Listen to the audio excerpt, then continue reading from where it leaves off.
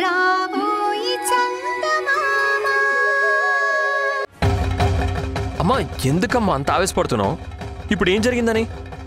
అనుకోకుండా చంద్రిక బయటికి వెళ్ళింది. తను వచ్చేదాకా వెయిట్ చేద్దాం. ఏమవుతుంది? అంతా నీ ఇష్టమేనారా? పెద్దవాళ్ళని చెప్పింది ఏది వినువా?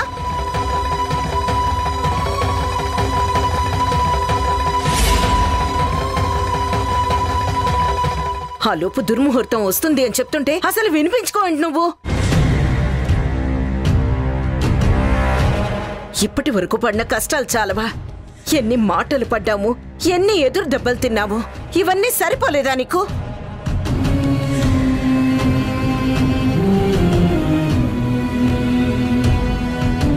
ఆ కోర్టుకు వెళ్ళి ఏకంగా చావంచుల దాకా వెళ్ళొచ్చావు. ఇంత జరిగినా కూడా ఇంకా నీకు బుద్ధి రావట్లేదా? పెద్దవాళ్ళం నీ మంచి కోరి చెప్తున్నాం కదా, నువ్వు ఆ మాత్రం అర్థం చేసుకోవా? ఎందుకమ్మా ఎందుకింత ఆవేశపడుతున్నావు? అసలు చంద్రిక లేదు అంటే నువ్వే అసలు వ్రతం ఆపేసి తర్వాత ఎప్పుడైనా పెట్టుకుందాం అనాల్సిన దానివి. అసలు ఇంత ఆవేశంగా ఎందుకు మాట్లాడుతున్నావో, ఎందుకింత పట్టుబడుతున్నావో నాకు అర్థం కావడం లేదు. అయితే ఇప్పుడేమంటావురా? నాకేం తెలీదు, అంతా నీ ఇష్ట ప్రకారమే జరగాలంటావా? సరే నీ ఇష్టం. నువ్వు అనుకున్నట్టుగాని ఆ చంద్రిక వచ్చేంత వరకు ఉండు. పంతులు గారు, ఈ వ్రతం చేసుకోవడానికి కుదరట్లేదండి, మీ ఇష్టం. తర్వాత ఎప్పుడన్నా చూసుకుందాం, మీరిక బయలుదేరండి. లేదమ్మా, ఇప్పుడు కనుక చేయకపోతే 6 నెలల వరకు మూడము కత్తెర ఉన్నాయి. ఈ మధ్యలో వ్రతం చేయించడానికి కుదరదమ్మా. ఇప్పటికే మీ అబ్బాయి జాతకంలో చాలా దోషాలున్నాయి. ఈ వ్రతం కనుక చేయించకపోతే మళ్ళీ మీరు ఇబ్బందుల్లో పడతారు. ఏం చేయమంటారండి? అంతా మీరే చూస్తున్నారు కదా. నేను వద్దురా అంటుంటే వింటున్నాడా?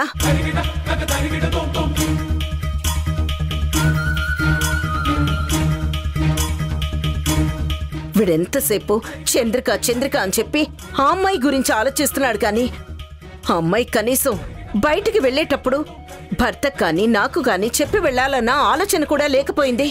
తన పాటికి తను వెళ్ళిపోయింది.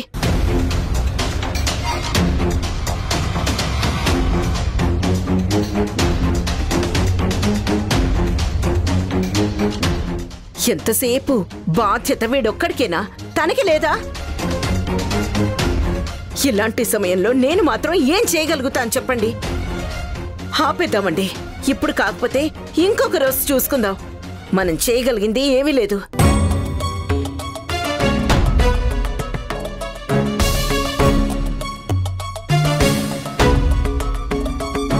ఇప్పటి వరకు పడిన కష్టాలతో పాటు ఇంకా వచ్చే కష్టాల్ని కూడా అనుభవిస్తాం, అంతే కదా? ఏమవుతుంది?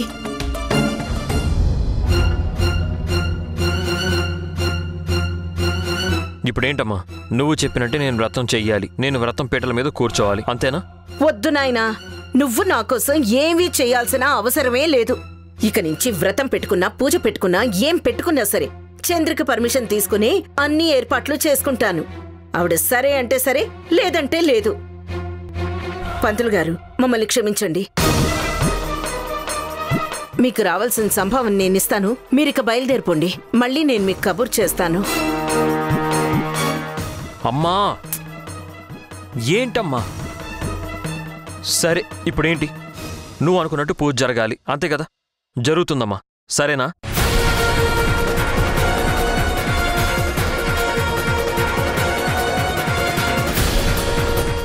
రుద్రాణి, చంద్రిక ప్లేస్లో నువ్వు వచ్చి పీటల మీద కూర్చుంటావా ప్లీజ్? అది అలాగే భరత్, నువ్వు ఇంతగా అడుగుతున్నావు కాబట్టి మీ అందరి కోసం నేను తప్పకుండా కూర్చుంటాను.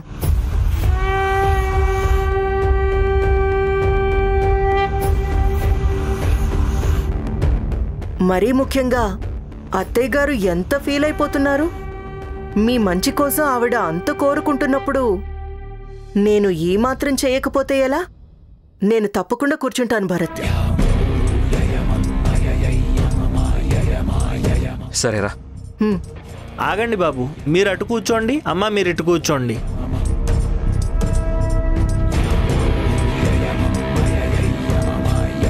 ఓం గణానాన్వా గణపతిగుం ఇది కదా నేను కోరుకుంది. నేను అనుకున్నట్టుగానే అంతా జరుగుతుంది. బ్రహ్మణస్పదాన శృణ్వన్నోదభిస్సేదసాదనం ప్రణో దేవే సరస్వతే వాజే విర్వాజనైవతే ధేనామవిత్రేవతు మహాగణాధిపతే నమః మహాసరస్వత్యై నమః శ్రీ గురుభ్యో నమః హరి ఓం మాజమ్యాం కేశవాయ స్వాహ నారాయణాయ స్వాహ మాధవాయ స్వాహ గోవిందాయ నమః విష్ణవే నమః మధుసూదనాయ నమః త్రివిక్రమాయ నమః వామనాయ నమః శ్రీధరాయ నమః ఋషికేశాయ నమః పద్మనాభాయ నమః దామోదరాయ నమః సంకర్షాయ నమః వాసుదేవాయ నమః ప్రద్యుమ్నాయ నమః.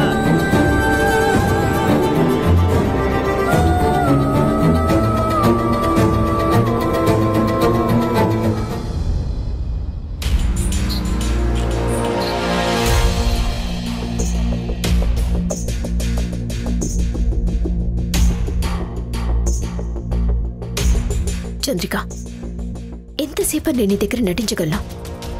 ఏదో ఒక క్షణంలో నీకు నిజం తెలుస్తుంది. అప్పుడు నీ ముందు నేను ఎలా తలెత్తుకోగలనో నాకే అర్థం కావటం లేదు.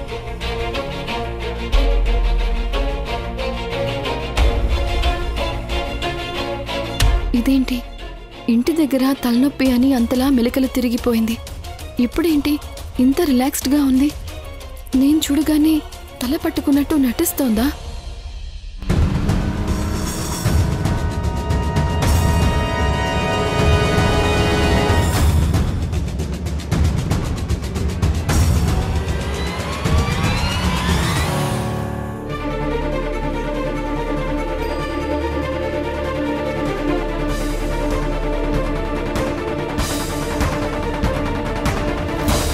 రా వైశాలి, వెళ్దాం.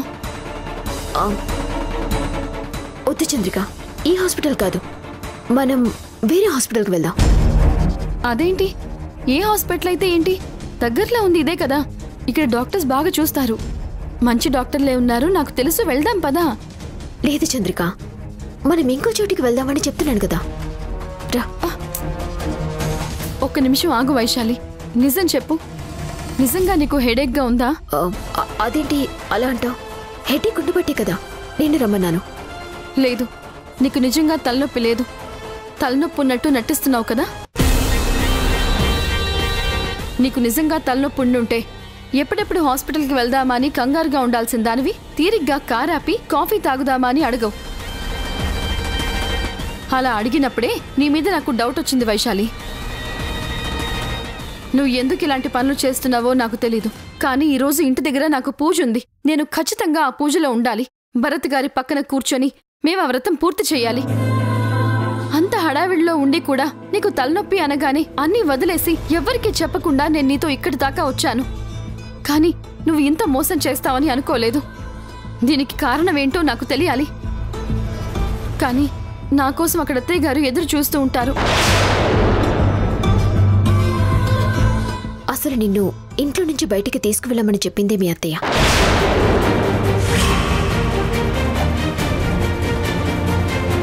ఏమన్నావు? అవును, నన్ను బతిమిలాడి ఎలాగైనా సరే చంద్రికని ఇక్కడి నుంచి బయటికి తీసుకువెళ్ళు అని చెప్పింది. ఆవిడ చెప్పినందుకే నేను నిన్ను బయటికి తీసుకురావాల్సి వచ్చింది. ఇదే నిజం. ఏం మాట్లాడుతున్నావు వైశాలి? అసలు అత్తయ్య గారు అలా ఎందుకు చెప్తారు? నువ్వు నమ్మినా నమ్మకపోయినా ఇది నిజం. నువ్వు ఆ వ్రతంలో పీటల మీద కూర్చోవటం మీ అత్తయ్య గారికి ఇష్టం లేదు. అందుకే నిన్ను బయటికి తీసుకువెళ్ళమని చెప్పారు.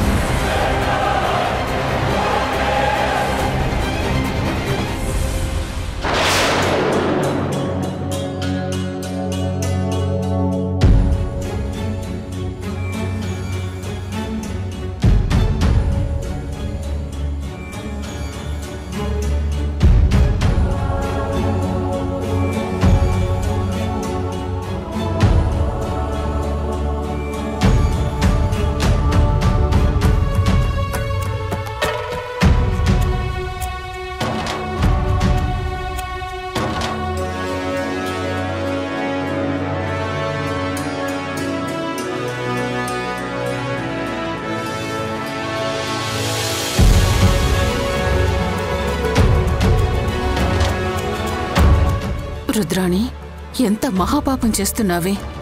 కావాలని చంద్రికని బయటికి పంపించేసిందే కాకుండా ఇప్పుడు పెళ్లి కాకుండానే భరత్తో పాటు పీటల మీద కూర్చుంటావా?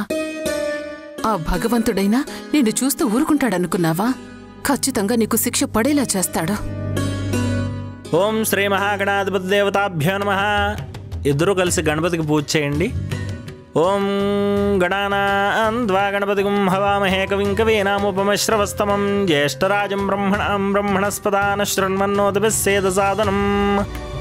మహాగణాధిపతి నమః. ప్రార్థన నమస్కారం సమర్పయామి. బాబు, అమ్మాయి చేతికి కంకణం కట్టండి. ఓం వసవో రుద్రాదిత్యావు పరిస్పృశం అగ్రంజేత్తారమది రాజమక్రన్ అర్వాంచమింద్రమముతో హవామహే యోగో జిద్దనజిదశ్వజిద్యః.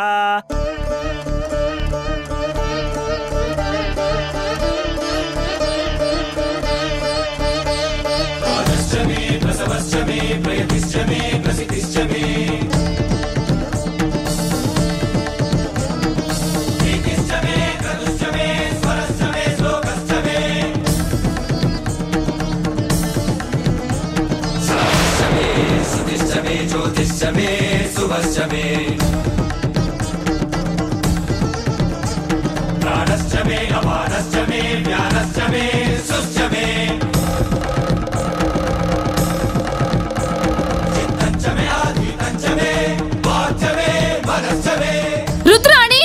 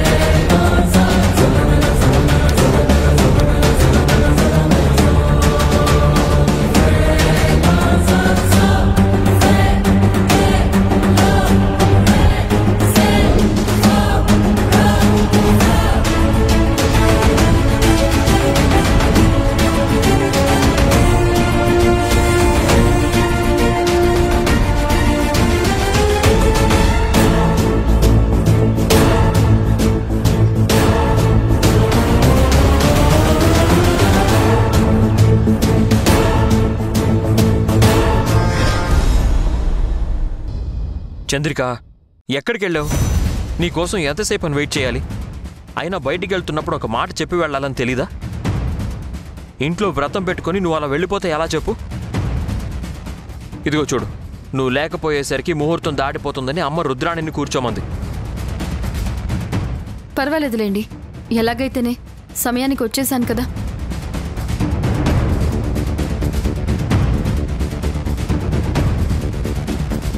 అమ్మయ్యా, మంచి పని చేసావు చంద్రిక. నువ్వు కనుక రాకపోయుంటే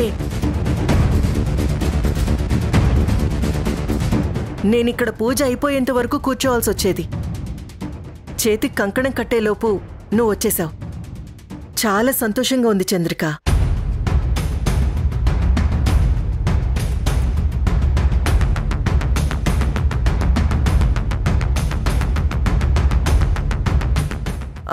రా, నువ్వు వచ్చి కూర్చో. నీ భర్త పక్కన నువ్వు కూర్చుంటేనే బాగుంటుంది.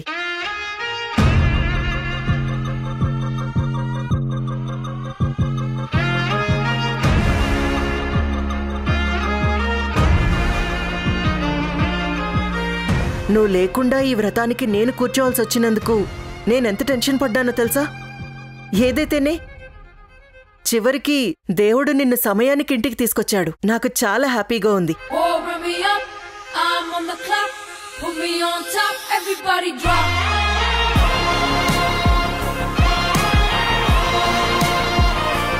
రండి.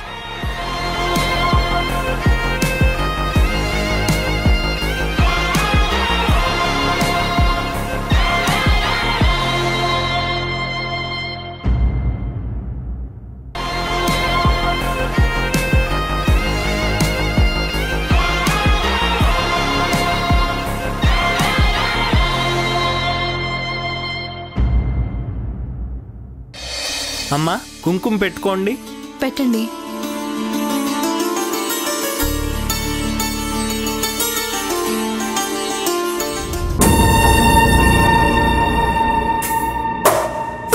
అత్తయ్య గారు, చివరికి మీరు అనుకున్నట్టుగానే అంతా జరుగుతుంది చూసారా? మీరు అనవసరంగా టెన్షన్ పడ్డారు.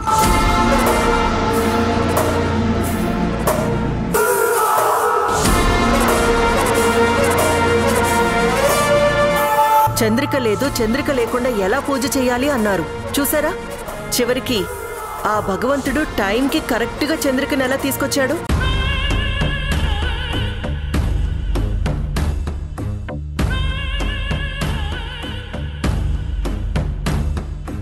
ఇందులో వైశాలి ప్రమేయం కూడా ఉందనుకుంటాను కదా వైశాలి?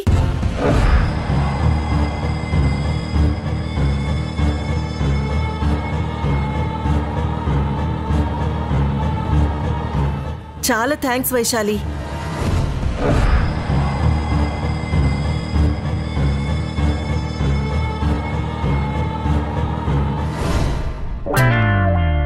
ఓసేయ్, నీ పర్ఫార్మెన్స్ తగలయ్యా. నీ బాధ చూస్తుంటే నాకు నవ్వాగడం లేదే. ఎప్పుడూ సీరియస్గా ఉండే ఫేస్లో ఉన్నట్టుండి బాధ కనిపిస్తుంటే ఎంత కామెడీగా ఉందో.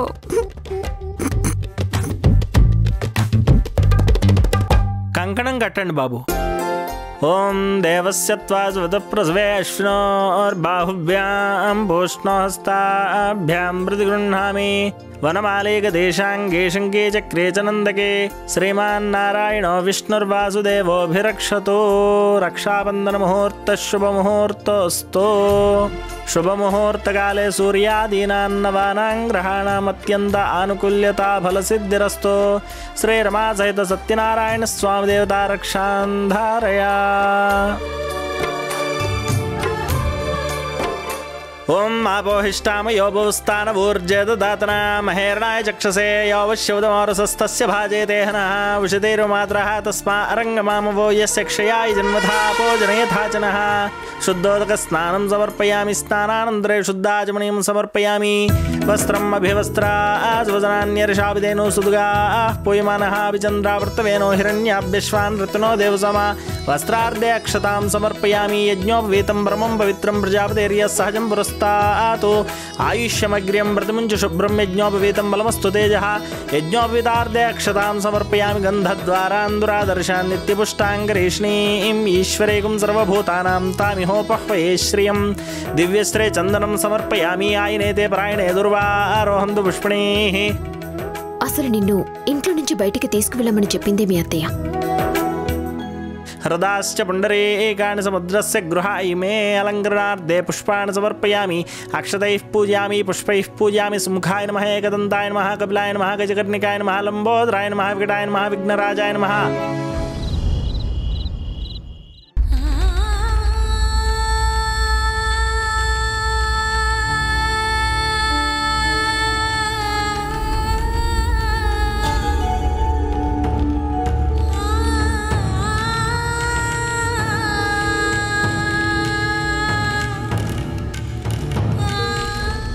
అత్తయ్య, అత్తయ్య, మీరెందుకు ఇలా చేస్తున్నారో నాకు అర్థం కావట్లేదు. నేను రావడం ఆలస్యం అయితే మీ అబ్బాయి పక్కన ఆ రుద్రాణిని కూర్చోబెట్టుండేవాళ్ళు కదా. అసలు మీరు ఇంటికి వచ్చినప్పటి నుంచి మార్పు నేను గమనిస్తూనే ఉన్నాను అత్తయ్య. మీరు ఎందుకు ఇలా ప్రవర్తిస్తున్నారో నాకు అర్థం కావట్లేదు. నాకు తెలియకుండా ఏ పని చేయని మీరు నాకు చెప్పకుండానే వ్రతం అన్నారు. సరే, అది దేవుడికి సంబంధించింది కదా, మంచి పనే చేస్తున్నారు కదా అన్న ఉద్దేశంతోనే నేను కూడా ఏమీ మాట్లాడలేదు. నిన్న రాత్రి మీరే వచ్చి ఉదయాన్నే రెడీగా ఉండండి, వ్రతం పీటల మీద కూర్చోవాలి అని అన్నారు. నేను కూడా దానికి సరే అని అన్నాను. కానీ తెల్లారేసరికి మీ ఆలోచనలో మార్పు వచ్చింది. నేను లేకుండా చూసి రుద్రాణిని నా స్థానంలో కూర్చోబెట్టాలని చూశారు. అసలు ఏంటత్తయ్య ఇది? అసలు మీకు ఇలాంటి ఆలోచనలు ఎందుకు వస్తున్నాయి? అంటే నేను మీ అబ్బాయి కలిసి ఉండాలని కోరుకుంటున్నారా, లేక విడిపోవాలని కోరుకుంటున్నారా? అసలు ఏం చేస్తున్నారు అత్తయ్య మీరు? చెప్పండి అత్తయ్య. మీరలా మౌనంగా ఉంటే నాకెలా తెలుస్తుంది? అసలు మీ మనసులో ఏమనుకుంటున్నారో చెప్పండి. తెలుసుకోవాలా? నేనేమనుకుంటున్నాను నువ్వు తెలుసుకోవాలి, అంతే కదా? సరే చెప్తున్నాను విను. నువ్వు భరత్ కలిసి ఉండటం నాకు ఇష్టం లేదు. అత్తయ్య, అవును, నువ్వు నా కొడుకు పక్కన ఉండటం నాకు ఇష్టం లేదు. అంత తప్పు నేనేం చేశాను అత్తయ్య? ఎప్పుడు నా మంచి కోరుకునే మీరు ఈరోజు ఇలా ఎందుకు మాట్లాడుతున్నారు? ఏంటి నన్ను ప్రశ్నిస్తున్నావా? నేనెందుకు మీ ఇద్దరూ దూరంగా ఉండాలి అనుకుంటున్నాను నీకు మాత్రం తెలీదా? అసలు నువ్వు వాడి జీవితంలోకి వచ్చిన తర్వాత ఏ రోజైనా వాడు సుఖపడిందుందా? ఈ రోజన్నా వాడికి ప్రశాంతత అనేది ఉందా? అంతెందుకు నువ్వు వాడిని ఎందుకు పెళ్లి చేసుకున్నావు? కేవలం నీ స్వార్థం కోసం పెళ్లి చేసుకున్నావా, లేదంటే నిజంగా ప్రేమించి పెళ్లి చేసుకున్నావా?